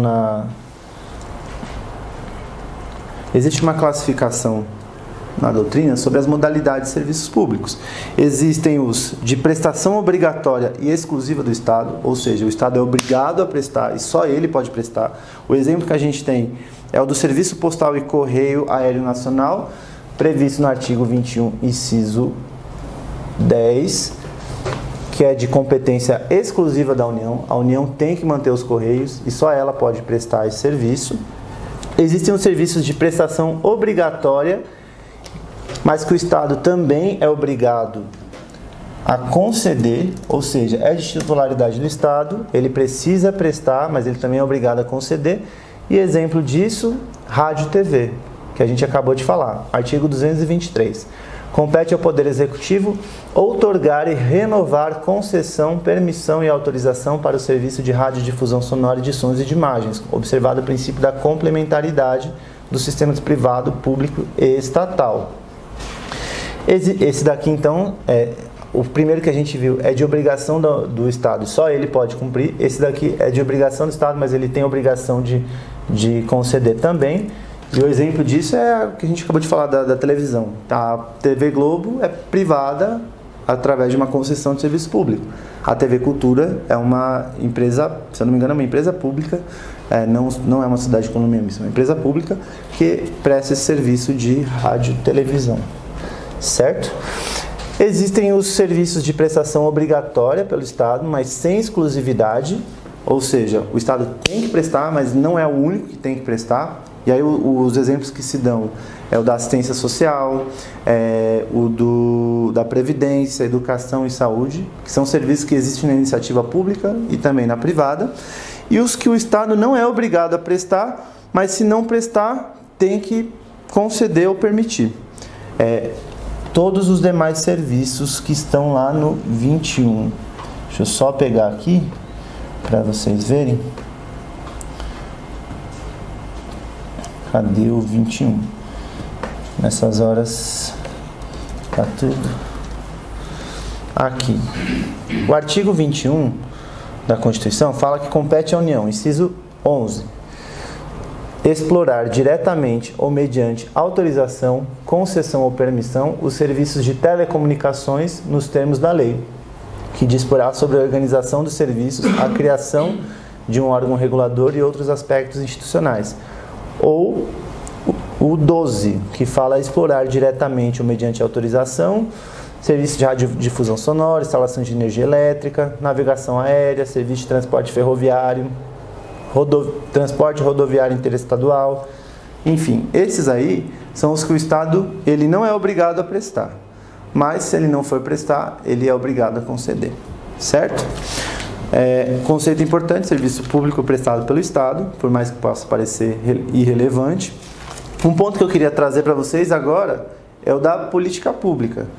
Qual que é a diferença entre o serviço público e a política pública? A gente já viu que política pública são esses arranjos institucionais que se expressam mediante programas, ações governamentais e tal, e aqui a gente está falando de uma atividade, é muito mais restrito, uma atividade que vai me oferecer essa utilidade. O Celso Antônio define a política pública como conjunto de atos unificados que pretende prosseguir um projeto governamental. Ou seja, é mais amplo do que algo mais direcionado como um serviço público, certo?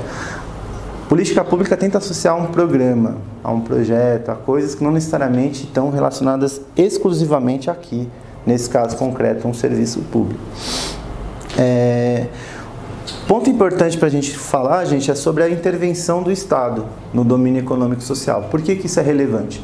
Se a gente está falando de política pública, a gente está falando de responsabilidades do Estado, em como chegar a alcançar esses deveres, essas obrigações. O Estado ele pode intervir na atividade econômica de modo muito sucinto, ou na forma de regulador. Então ele vai expedir atos normativos para regular determinada atividade econômica. Exemplo disso é o Conselho Administrativo de Defesa Econômico, CADE, que vai tentar verificar se há atos de concentração, formação de monopólios pelas empresas privadas. Então, ele vai tentar, justamente porque é um princípio da ordem econômica, a livre concorrência, garantir que não hajam grandes monopólios. Então, o Estado pode intervir na atividade econômica como regulador, através dessas agências reguladoras, controlando esses atos dos particulares, para evitar que se hajam grandes monopólios e aí ninguém mais consegue competir nesse mercado aqui, porque tem uma empresa muito poderosa e as outras não têm força para conseguir vender seus produtos, enfim. Isso é uma forma do Estado atuar. O Estado ele pode atuar também que é a forma do poder de polícia, essa primeira aí dos atos regulatórios. O Estado ele pode atuar na atividade empresarial propriamente dita. O Estado ele pode criar empresas para atuar na atividade privada. E isso é importante a gente saber, porque existe uma diferença entre um serviço público, quando o Estado está prestando um serviço público, e quando o Estado está agindo na iniciativa privada. Se o Estado está prestando um serviço público, ele não visa lucro. Na atividade privada é diferente. Exemplo, Banco do Brasil é uma empresa pública. Aliás, Sociedade de Economia Mista, que tem maior participação de capital privado, né? Então, há uma participação direta com a finalidade lucrativa do Estado. Por que ele atua com atividade lucrativa? Para intervir justamente no domínio econômico, para garantir essa livre concorrência.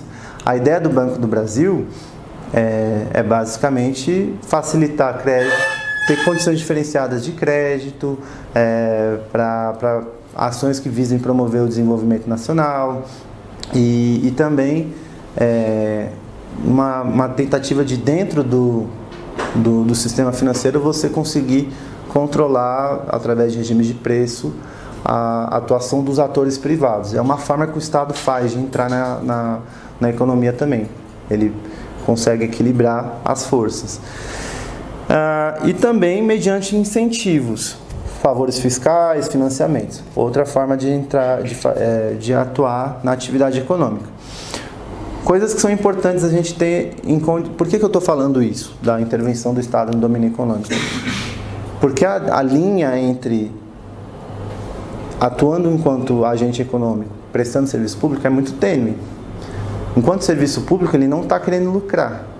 Como atividade econômica, ele vai atuar conforme as regras do direito privado, né? Então, o que é muito importante para a gente são a noção de serviço público, porque é aí que a gente vai ter o acesso ao regime jurídico de direito administrativo, essa universalidade que não necessariamente está relacionada com a intervenção no domínio econômico. São finalidades diferentes. Princípios importantes dessa intervenção do Estado no domínio econômico: valorização do trabalho humano, da livre iniciativa e da função social da propriedade também. Tem uma outra forma de intervenção do Estado que é mais legal aqui para o que a gente está falando, que é a intervenção no domínio social. O Estado brasileiro, como a gente comentou no começo, no artigo 3º da Constituição, ele vai falar que é um dos objetivos da República Federativa do Brasil erradicar a pobreza e a marginalização e reduzir as desigualdades sociais e regionais. E mais do que isso, né, gente? O Brasil, pelo artigo 1º, inciso 3º, ele é fundado no princípio da dignidade da pessoa humana. Isso implica dizer que não existe cidadão melhor do que outro. Todos os cidadãos devem ser respeitados em condições de existência, ainda que de forma mínima e igualitária, certo? Só que vivemos uma sociedade que o direito brasileiro, por mais que ele pareça ser extremamente avançado, a nossa sociedade está muito atrás ainda do que se pretende, né? Em termos de equiparação de justiça social e de acesso a oportunidades, né? Por vários fatores históricos que todos nós conhecemos. Existem formas do Estado tentar, por um princípio de solidariedade social, e existe todo um sistema que visa ancorar isso no Brasil, buscar corrigir essas reparações. Se a gente pensa, por exemplo, no tributo, é uma questão de direito tributário mesmo. Por que existe tributo? Tributo é uma forma de arrecadação do Estado para fazer isso aqui acontecer, certo? Ah, mas eu não gosto de pagar imposto. Não importa se é cidadão brasileiro, a gente definiu um pacto aqui de que todos os brasileiros têm a sua devida importância e vamos tentar acabar com todos esses problemas, certo? Então, baseado na noção de bem-estar social, justiça social do artigo 193, a ordem social tem como base o primado do trabalho e tem como objetivo o bem-estar e as justiças sociais. E esses objetivos que eu acabei de mencionar, do artigo 3º, está legitimando a atuação do Estado no domínio social. Como que isso é feito? Isso pode ser feito mediante prestação direta dos serviços públicos, que foi tudo isso que a gente viu até agora, ou também pelo fomento de atividades, pelo fomento de repasses, fomento da atividade privada mediante o repasse dos recursos para organizações que não têm fins lucrativos. Gente, isso é muito sério. Existe todo um marco regulatório das organizações da sociedade civil. Se vocês tiverem curiosidade, vale muito a pena dar uma lida depois. O terceiro setor, ele precisa ser regulado. Tem um filme muito bacana depois, que é uma crítica que é feita à ação de algumas organizações sociais, que a gente ainda precisa avançar muito no Brasil. Se chama Quanto Vale o É por Quilo. Se vocês puderem ter a oportunidade de assistir depois, é um documentário que, se não me engano, tem no YouTube, mas é muito bom, que mostra justamente como a falta, às vezes, de controle sobre essas ações sociais levam a toda uma descredibilidade sobre a ação dessas organizações. Mas que não são todas as organizações que atuam dessa forma. A gente tem que entender também que políticas públicas voltadas a essas ações sociais geralmente são, historicamente no Brasil, precarizadas. A gente pegar, por exemplo, a Lei Orgânica da Assistência Social, ela é muito recente. A lei que implementou o Sistema Único da Assistência Social, mais recente ainda, o SUAS, né? Então, muitos dos serviços da assistência social que hoje existem no Brasil, que fazem parte da vida da atuação da Defensoria Pública, se você pegar a área de infância e juventude, nem se fala. CCA, CJ, SAICA, MSE, vários serviços de proteção a crianças e adolescentes vítimas de violência, SPVV, vários equipamentos da rede socioassistencial, eles ainda não existem em muitas cidades do Brasil. E nas que existem, boa parte das vezes são executadas por convênios mantidos pela prefeitura com organizações sociais. Muitas com histórico, tradição, capacidade, expertise, mas muitos locais ainda onde os interesses dessas organizações ainda se confundem com interesses de determinados grupos. Então, ainda há algo a ser implementado e consolidado no Brasil em termos de políticas públicas, principalmente nessa área de assistência social, né? Por que que isso é importante a gente ter dimensão? Porque isso vai ser o nosso dia a dia. Como que se dá essa relação de repasse, como que se dá o funcionamento de determinadas políticas, a capacitação dos profissionais, né? A forma como o poder judiciário lida com esses serviços socioassistenciais também. Tudo isso vai fazer parte um pouquinho ali do nosso dia a dia e é importante a gente saber. Mas o Estado, de modo geral, pode intervir nesse domínio social dessas formas, prestando serviço ou fomentando essa atividade privada mediante esse repasse desses recursos, que são feitos mediante termos de parceria, convênios, enfim, várias formas. Essa intervenção ela não se dá só na assistência, ela se dá na saúde, na previdência e na educação. Isso seria a forma de intervenção no domínio social. Uma coisa que, já caminhando um pouco para a nossa parte final de hoje, que seria importante a gente conversar diante de toda essa situação apresentada, seriam as formas de controle sobre essas políticas públicas, né? Porque a gente viu que o serviço não é política pública, é mais amplo, né? Mas como que a gente vai, na nossa atuação, no dia a dia, enquanto defensoria, lidar com tudo isso, né? Do funcionamento dessas políticas públicas? Isso de várias formas. Política pública, gente, ela pode ser controlada de forma administrativa, e aí a gente está falando das hierarquias do poder estatal, né? Atos, por exemplo, do secretário, que são derrubados por um ato posterior do governo do estado, do prefeito, enfim. Legislativo também exerce um controle sobre essas políticas públicas através, como a gente havia comentado, do Tribunal de Contas, de uma fiscalização dos atos do Poder Executivo. Então, essa participação da Defensoria enquanto instituição junto a esses órgãos de forma administrativa, ela é essencial. Eu lembro que na época em que houve a reorganização escolar aqui no estado de São Paulo, a Defensoria, o Núcleo da Infância e Juventude entrou com vários pedidos, notificações extrajudiciais, solicitando informações da Secretaria de Segurança Pública referente ao uso de armas de fogo ou armas que pudessem causar graves lesões pela Secretaria de Segurança Pública contra os adolescentes que estavam manifestando naquele movimento conhecido pelo movimento dos secundaristas. Não sei se vocês lembram, mas foi um movimento massificado aqui na cidade de São Paulo, que várias escolas paralisaram, os estudantes estavam reivindicando justamente melhores condições de ensino dentro do ensino aqui de São Paulo.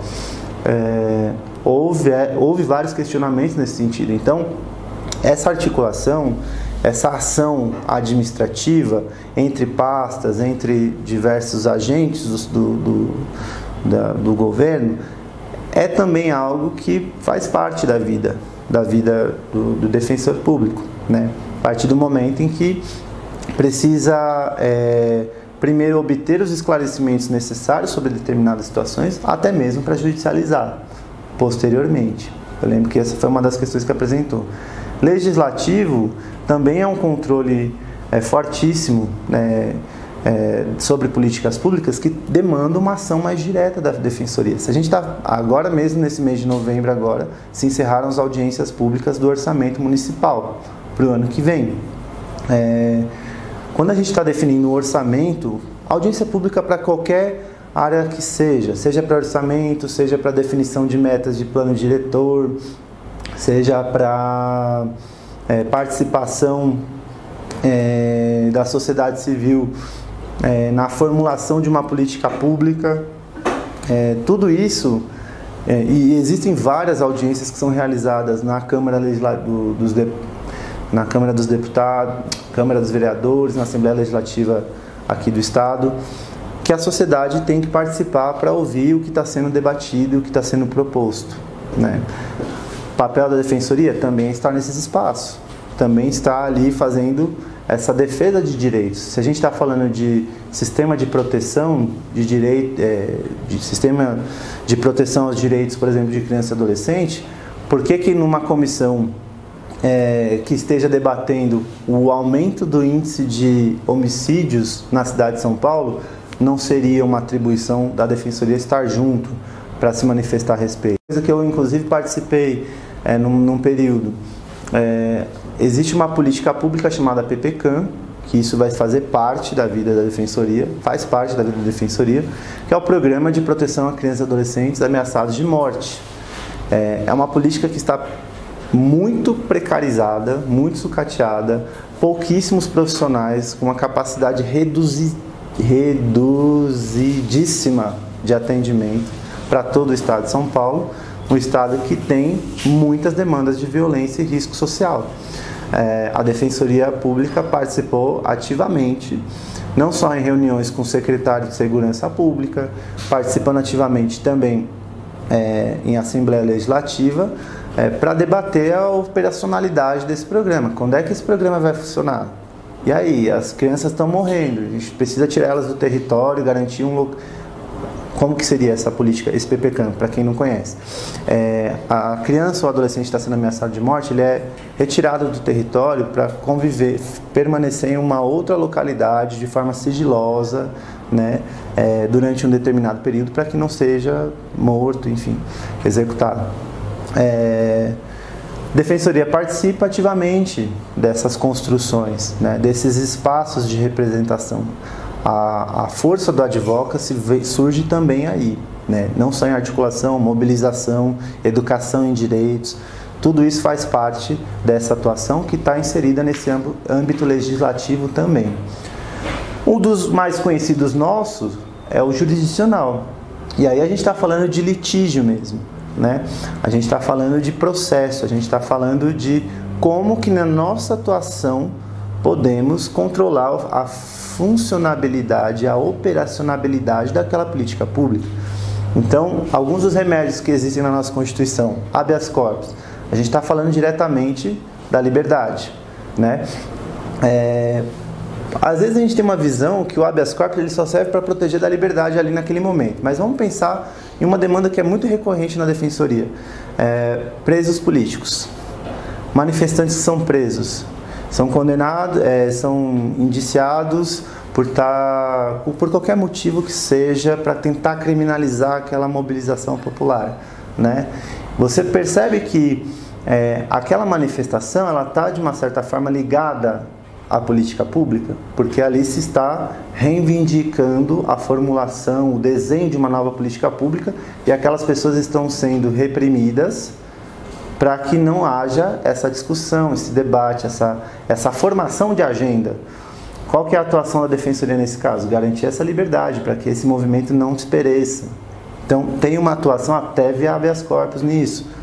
Habeas data, acesso à informação.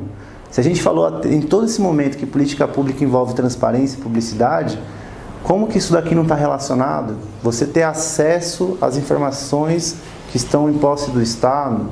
E aí, gente, isso daqui é um caso que pouquíssimo se fala, principalmente aqui em São Paulo, que é o acesso aos atos de violência por parte do Estado. A gente não sabe exatamente quantas pessoas morrem na mão do Estado, porque esses dados são maquiados, né? Esses dados são distorcidos, né? Então, quanto mais transparência possível, e aí só a participação da sociedade civil, pesquisas e afins, vai ser possível a gente conseguir evidenciar um problema, que é uma política pública, aliás, um problema para que aquilo se torne uma política pública. A gente não vai conseguir mudar a segurança pública se a gente não tiver uma segurança pública um pouco mais democrática. Isso vai passar por aqui também. Mandado de segurança, qualquer ato não amparado por habeas data ou habeas corpus que implique uma violação por parte do Estado a um direito fundamental, proteção via mandado de segurança. Olha a importância que isso tem sobre o controle de uma política pública, né? Mandado de injunção, hoje um pouco menos em uso, porque boa parte das normas constitucionais elas já foram regulamentadas, mas o mandado de injunção é um remédio constitucional que você entra na justiça para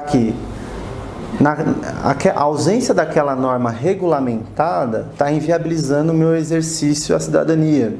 Então eu preciso que o judiciário se manifeste sobre essa norma que está faltando para que eu consiga exercer minha cidadania.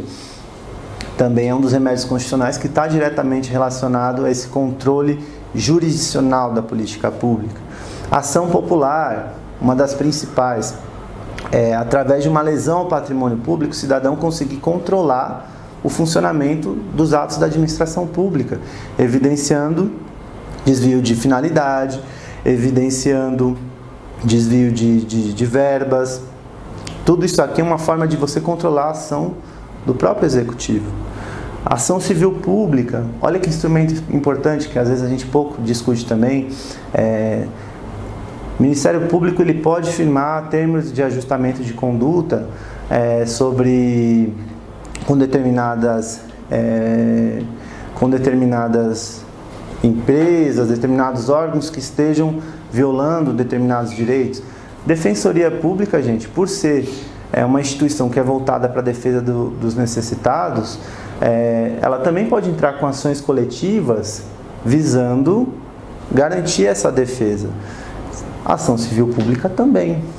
Então, por que não se pensa em dar mais visibilidade a esses instrumentos, né, de estímulo à participação social, para que isso seja demandado também judicialmente? Ação direta de inconstitucionalidade, outra forma de você derrubar leis que estejam contrárias à Constituição Estadual, Constituição Federal, enfim. Ações coletivas de um modo geral. Ações coletivas são os instrumentos jurídicos, pela via jurisdicional, que a gente consegue fazer um efetivo um controle. Pode ser de forma como um direito individual homogêneo, mas pode ser também como um direito difuso, atendendo uma necessidade da população que está sendo violada. Essas três formas tradicionais de controle a gente costumeiramente vê nos livros de direito, né? Fazem parte da nossa atuação. Antes de entrar no último, que eu queria muito comentar aqui com vocês, existe uma classificação importante no direito administrativo, que é sobre os atos vinculados e os atos discricionários da administração. Por que eu acho relevante falar disso? A gente percebeu que tudo isso daqui pode ser objeto de controle por política pública, certo?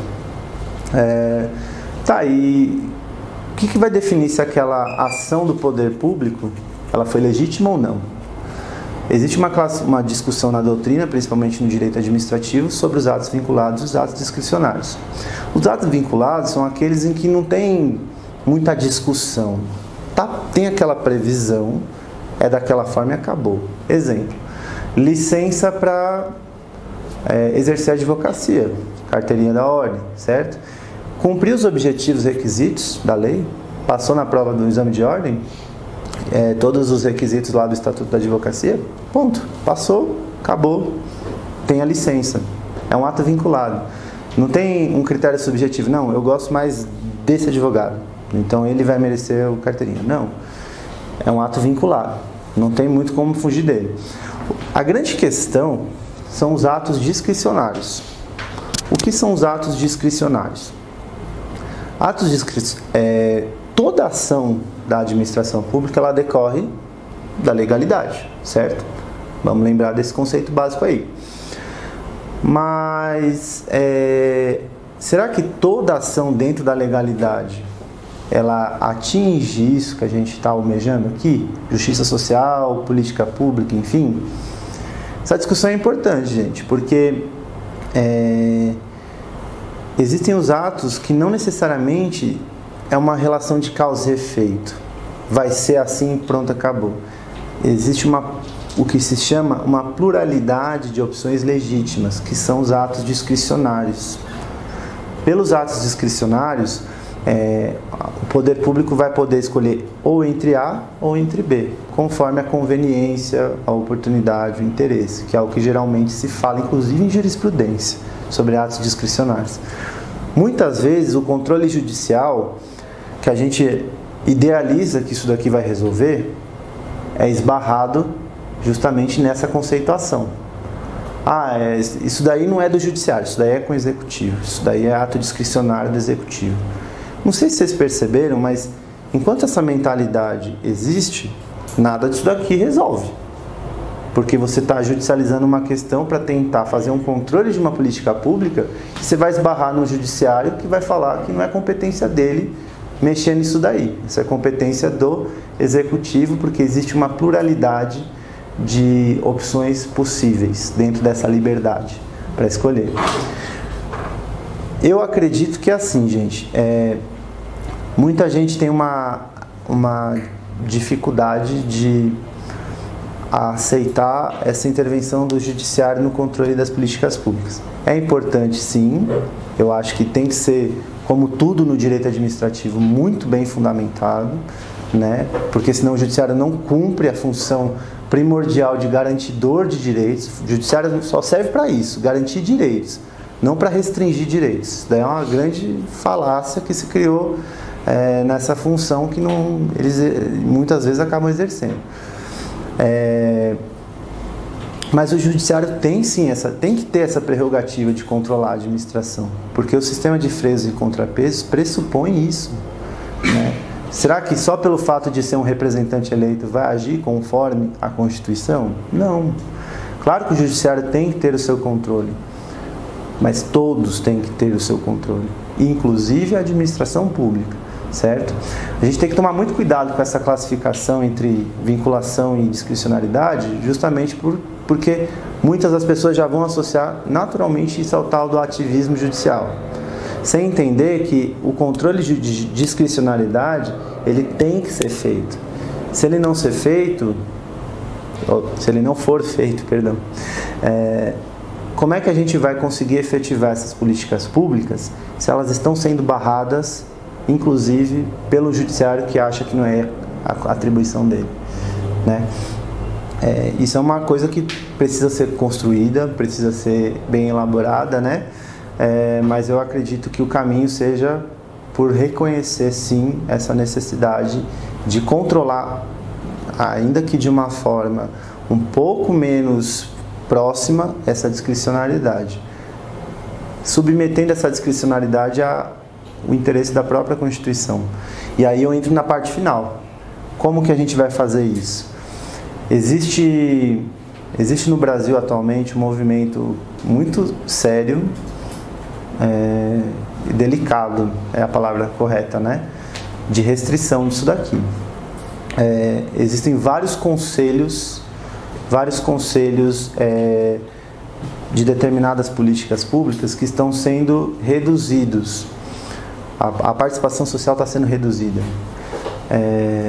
inclusive por ações do Poder Executivo. O Poder Executivo está limitando a participação social no controle dessas políticas públicas. Num momento que precisa ser mencionado de existência, de vigência de uma não mais PEC, Emenda Constitucional 95, que limita os gastos públicos. É como se o Brasil nos próximos anos fosse investir nessas áreas sociais conforme o crescimento econômico. Existe um autor muito famoso, prêmio Nobel, acho que eu já cheguei até a comentar com vocês, Amartya Sen, que tem uma teoria diferente do desenvolvimento. Desenvolvimento não é crescimento econômico, desenvolvimento não é modernização tecnológica. Desenvolvimento é você possibilitar o máximo de bem-estar social para que aquele indivíduo consiga alcançar a vida que ele almeja ter, através de liberdades básicas. Você não consegue falar de liberdade, de livre iniciativa, se aquela pessoa sequer tem condição de sair da condição de miséria que ela se encontra. Nesse desenvolvimento como liberdade, a gente também inclui outros valores, liberdade de expressão, a gente inclui direitos sociais, oportunidades sociais, segurança protetora para quem não tem condições de sair dessa condição de vulnerabilidade e ter a sua autonomia preservada sem uma ação governamental.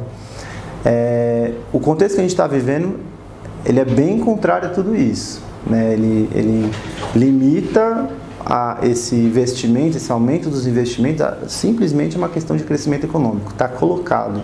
Isso passou, completamente incondicional. E agora? O que a gente vai fazer? Esse é o desafio, né? Eu acho que sem isso daqui, sem mobilização, sem educação em direitos, sem participação social, sem estímulo a essa mobilização, inclusive em audiência pública e requerendo em movimentos de rua, plebiscitos, projetos de iniciativa popular, referendos, enfim, a população tem que estar de volta nesse cenário, porque o resto já está bem estratificado, né?